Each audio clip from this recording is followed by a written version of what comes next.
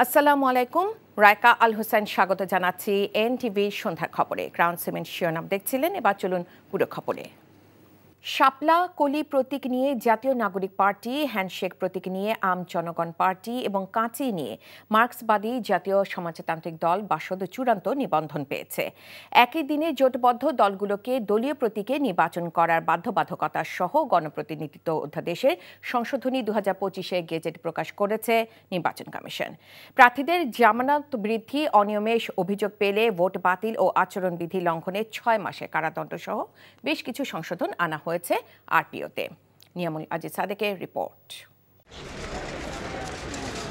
স্থানীয় পর্যায়ে 100টির বেশি সক্রিয় অফিস, কোনো আসনে 5% সমর্থক বা বিগত সংসদ নির্বাচনে সংসদ সদস্য নির্বাচিত হয়েছেন এমন দলের বিষয়ে কয়েক দফা যাচাই বাছাই করে জাতীয় নাগরিক পার্টি, আম জনগণ পার্টি এবং মার্ক্সবাদী বাসদকে চূড়ান্তভাবে নির্বাচিত করেছে নির্বাচন কমিশন। পরে এক ব্রিফিংয়ে কমিশন সচিব জানান, প্রাথমিকভাবে উত্তীর্ণ 22টি দলের মধ্যে 19টি শর্ত পূরণ করতে পারেনি। বাংলাদেশ নেজামে ইসলাম পার্টি, তাদের ব্যাপারে মাননীয় হাইকোর্টের দায়েরকৃত রিট একটা আবেদন আর রায় প্রাপ্তির পরে এটা সিদ্ধান্ত নেওয়া হবে। বাকি যেগুলো আছে 7টা দলের ক্ষেত্রে আমরা বলেছি যে না, তারা কোয়ালিফাই করেন না, মিনিমাম রিকোয়ারমেন্টকে ফুলফিল করেন না। এদিন গণপ্রতিনিধিত্ব অধ্যাদেশের সংশোধনীর গেজেট প্রকাশ করা হয়, যেখানে 20 নং সংশোধনীতে বলা হয়েছে নিবন্ধিত রাজনৈতিক দল জোটবদ্ধ হলেও নিজ প্রতীকে নির্বাচনের বাধ্যবাধকতা আছে। অনুচ্ছেদ 2-এ আইনশৃঙ্খলা বাহিনীর সংজ্ঞায় সশস্ত্র বাহিনী তথা সেনাবাহিনী, নৌবাহিনী এবং বিমান বাহিনীকে রাখা হয়েছে। অনুচ্ছেদ 12 অনুসারে আদালত কর্তৃক পলাতক অথবা ফেরারি আসামি সংসদ নির্বাচনে অযোগ্য ঘোষণা করা হয়েছে। অনুচ্ছেদ 19 অনুযায়ী কোনো আসনে একক প্রার্থী থাকলে না ভোটের সঙ্গে প্রতিদ্বন্দ্বিতা করতে হবে তাকে। সাংবাদিকদের ভোটকেন্দ্রে উপস্থিতি ও লাইভের বিধান রাখা আছে। অনুচ্ছেদ 73 অনুসারে হলফনামায় মিথ্যা তথ্য, গুজব বা কৃত্রিম বুদ্ধিমত্তার অপব্যবহার রোধে সর্বোচ্চ 1.5 লাখ টাকা অথবা 6 মাসের কারাদণ্ডের বিধান আছে। এদিন প্রধান নির্বাচন কমিশনারের সঙ্গে দেখা করতে গিয়ে বিপ্লবী ওয়ার্কার্স পার্টির সাধারণ সম্পাদক বলেন, রাজনৈতিক দলের সঙ্গে কোনো আলোচনা না করে গেজেট চূড়ান্ত করা উচিত হয়নি। আরপিও এটা প্রণয়ন অথবা এটাকে চূড়ান্ত করবার আগে আমরা মনে করি যে রাজনৈতিক দলগুলোর সাথে নির্বাচন কমিশনের আলোচনাটা জরুরি ছিল। আমরা এটাকে আমাদের তীব্র অসন্তোষ জানাই, আমরা আমাদের ক্ষোভ জানাই এবং আপত্তি আমরা তার কাছে জানিয়েছি। তবে ইসি সচিব এ বিষয়ে কোনো মন্তব্য করেননি। আরপিও নিয়ে তো আমরা পরবর্তী পর্যায়ের যে কাজগুলো বাকি আছে আমরা সেগুলো নিয়ে করব। Niamul Aziz Sadek, NTV news, Dhaka. BNP স্থায়ী কমিটির সদস্য মির্জা আব্বাস বলেছেন, যারা কোনোদিন বাংলাদেশই চায়নি তারা এখন দেশে শাসনভার চায়। ধর্মের দোহাই দিয়ে জাতিকে বিভক্ত করতে চায় তারা। অন্যদিকে আমির খসরু মাহমুদ চৌধুরী বলেছেন, সবার ঐক্যমতের মধ্য দিয়ে জুলাই সনদ স্বাক্ষরিত হবার পর নতুন করে রাজনৈতিক দলগুলোর মধ্যে ঐক্যমতের কিছু নেই। রাজধানীতে পৃথক অনুষ্ঠানে তারা এসব কথা বলেন। হাসান মাহমুদের রিপোর্ট। রাজধানীর নয়াপল্টনে অবিভক্ত ঢাকা সিটি কর্পোরেশনের সাবেক মেয়র সাদেক হোসেন খোকার 6ষ্ঠ মৃত্যুবার্ষিকী উপলক্ষে এই দোয়া ও আলোচনা সভার আয়োজন।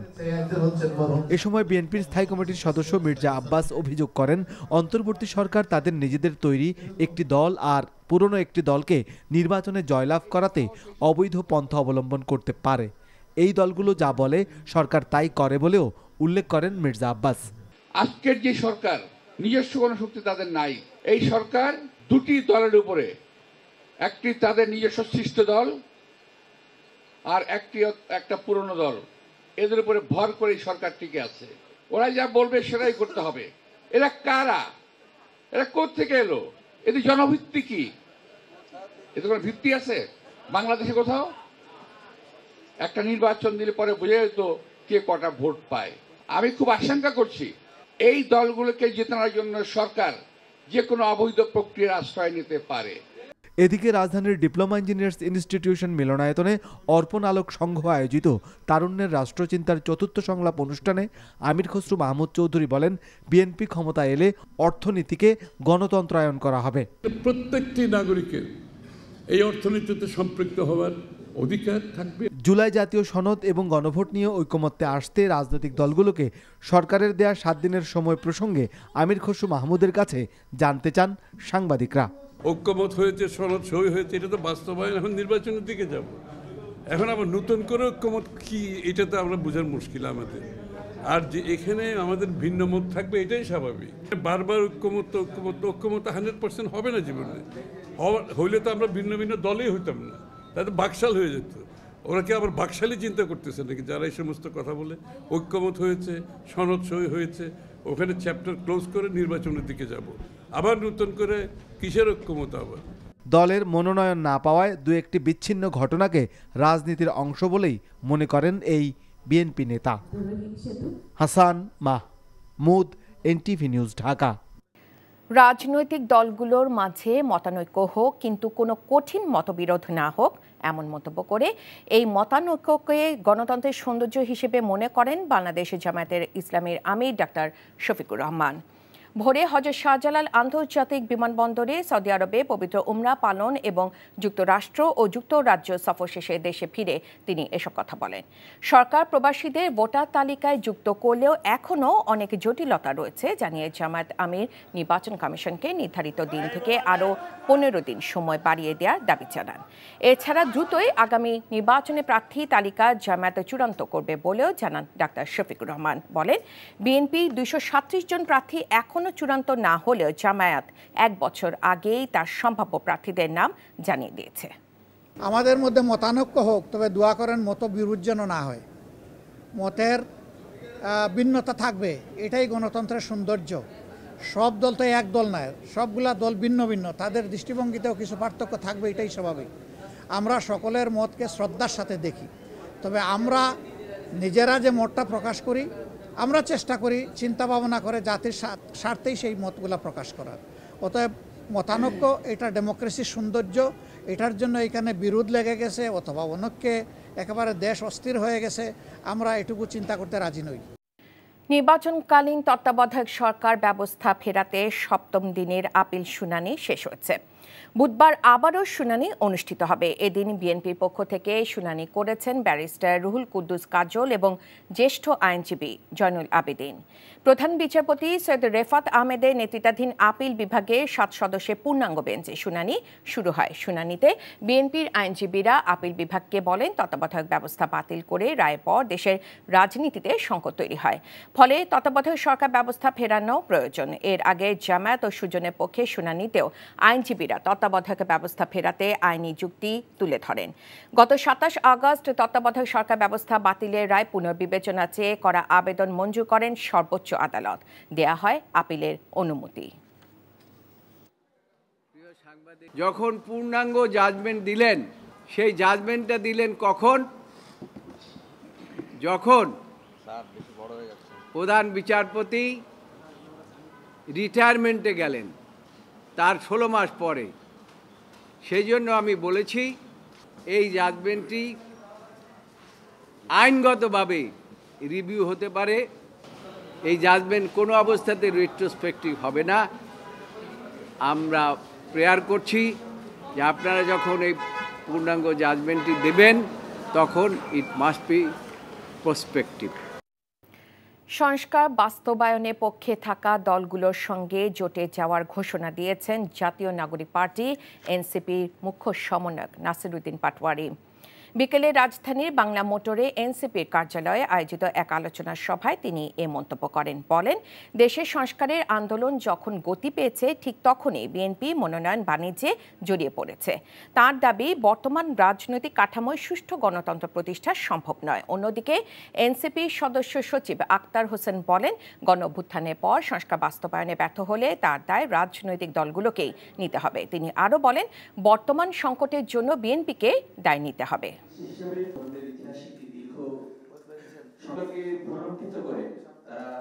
যারা সংস্কার বাস্তবায়নের পক্ষে থাকবে তাদের সাথে জোটে যাব। সংস্কার বাস্তবায়নের পথে যারা বাধা হবে, এই জোট মিলে তাদেরকেও আমরা বাংলাদেশের জনগণের সামনে ভোট প্রক্রিয়াতে তাদেরকে পরাজিত করব ইনশাআল্লাহ। এই জন্য হলো জুলাই সনদ বাস্তবায়নের পথে যদি বিএনপি এগিয়ে আসে, আমরা এই কন্ডিশনে তাদেরকে কিছুটা সুযোগ দিতে রাজি আছি। তারা আসলে বলে অনেক সময় যে সংস্কার চলমান প্রক্রিয়া, কিন্তু সংস্কারের সঙ্গে যে চলতে হবে সেই মানসিকতাটা বিএনপির নাই। এটা হলে তো দেশটাকে সঠিকভাবে আমরা করতে পারবো না। 3 শতাধিক বিচারককে জেলা জজ পদে পদোন্নতি দেওয়ার সিদ্ধান্ত নিয়েছে সুপ্রিম কোর্টের ফুল কোর্ট সভা। বিকেলে সুপ্রিম কোর্টে সব বিচারপতির অংশগ্রহণে অনুষ্ঠিত ফুলকোর্ট সভায় এর সিদ্ধান্ত নেওয়া হয়। প্রধান বিচারপতি ডক্টর সৈয়দ রেফাত আহমেদের সভাপতিত্বে বিকেল ৩টা থেকে ৫টা পর্যন্ত ফুলকোর্ট সভা অনুষ্ঠিত হয়। সভায় ২০টির অধিক বিষয় নিয়ে আলোচনা হয়। সভায় আপিল ও হাইকোর্ট বিভাগের অধিকাংশ বিচারপতি উপস্থিত ছিলেন। এছাড়াও ফুলকোর্ট সভায় আলোচিত রেইনট্রি মামলায় আপিল বিভাগের নিষেধ থাকা সত্ত্বেও এক আসামিকে জামিন দেওয়ার ঘটনায় বিচারিক ক্ষমতা হারানো জেলা জজ কামরুন নাহার বিচারিক ক্ষমতা ফিরে পাবেন কিনা এই বিষয়ে সিদ্ধান্ত নিতে জিএ কমিটিকে দায়িত্ব দেওয়া হয়েছে।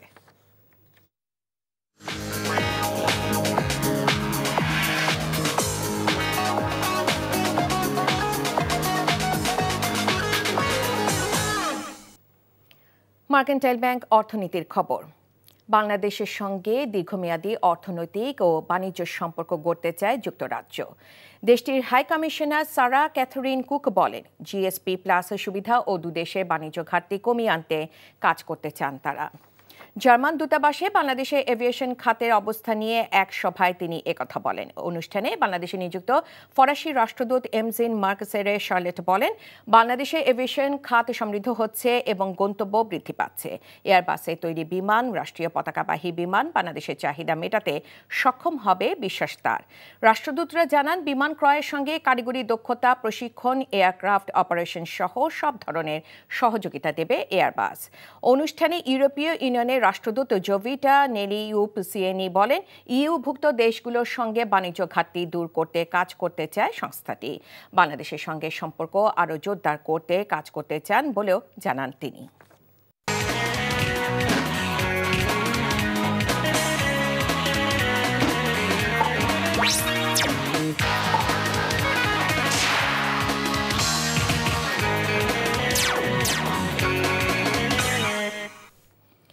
ইস্পাহানি মির্জাপুর খেলার খবর।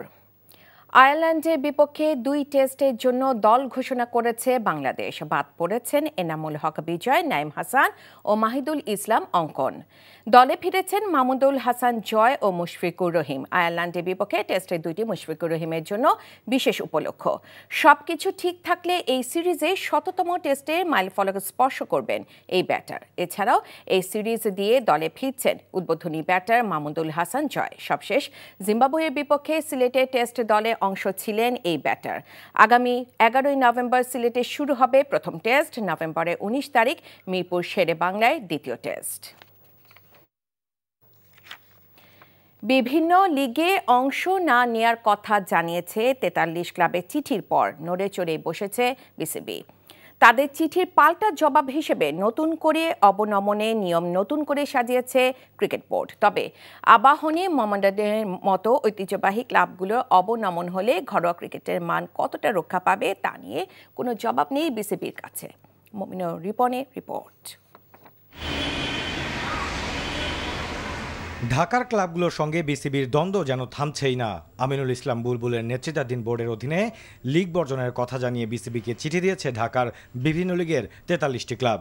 পাল্টা তাদের একরকম হুমকি দিয়েছে বিসিবি, যেভাবেই হোক টুর্নামেন্ট মাঠে গড়াতে চায় বোর্ড। অবনমনের নিয়ম বদলে বিজ্ঞপ্তিও দিয়েছে তারা। একই মৌসুমে 2 বা ততোধিক দল সরে গেলে রেলিগেশন লিগ অনুষ্ঠিত হবে না এবং কয়টি দল উপরে উঠবে তা নির্ধারণ করবে সিসিডিএম। ক্লাবের খেলার অধিকার বা না খেলার অধিকার তাদের নিজস্ব। এখন বোর্ড যেহেতু লিগ অর্গানাইজ করছেন, তো ওনারা সবাইকে ইনভাইট করবেন। ক্লাবের যা হচ্ছে আপনার রিকোয়ারমেন্ট বা কিছু সে অনুযায়ী যতটুকু করতে পারে ওনারা ওইগুলি মাথায় নিয়ে অর্গানাইজ করার চেষ্টা করবেন। সিসিডিএমে গত বছর যে বাজেট ছিল তার থেকে প্রায় 40% বাজেট এবার বাড়ানো হয়েছে। তবে আবাহনী, মোহামেডানের মতো ক্লাবগুলোর অবনমন হলে ক্রিকেটের মান কোথায় গিয়ে দাঁড়াবে এমন প্রশ্নের জবাবটা সন্তোষজনক নয় বিসিবির। 2টো করে দল রেলিগেটেড হয় প্রত্যেকটা আপনার ডিভিশনাল লিগ থেকে। আচ্ছা, ওই ডিভিশনাল লিগের থেকে আপনার যখন যদি ইন কেস যদি এখন ক্লজ অ্যাড করা হয়েছে, যদি কেউ কোনোভাবে ইচ্ছাকৃতভাবে পার্টিসিপেট না করতে চায়, সেক্ষেত্রে 2-এর অধিক দল হলে সেটা কি করা হবে, এটাই আমাদের মনে হয় অ্যাড করা হয়েছে। আর এখানে আমাদের কোনো দলের স্পেসিফিক বা কিছুই বলা হয়নি। এই ধরনের আমরা বোধহয় বিব্রতকর প্রশ্ন না করি। ক্লাব বিসিবির এমন দ্বন্দ্বে খেলোয়াড়দের মধ্যে যে শঙ্কা তৈরি হয়েছে তাতে ক্ষতিগ্রস্ত হচ্ছে দেশের ক্রিকেটই। Mominur Ripon, NTV news, Dhaka. এই ছিল সন্ধ্যার খবরে। এই খবরে ভিডিও সহ আপডেট জানতে ভিজিট করুন এনটিভি অনলাইন www.ntvbd.com। এছাড়াও এনটিভির জনপ্রিয় সব অনুষ্ঠান ও খবরের আপডেট জানতে ভিজিট করুন আমাদের ইউটিউব ও ভেরিফাইড ফেসবুক পেজ। রাত 10:30 রাতের খবর দেখার আমন্ত্রণ জানিয়ে বিদায় নিচ্ছি। এতক্ষণ সাথে থাকার জন্য সবাইকে ধন্যবাদ।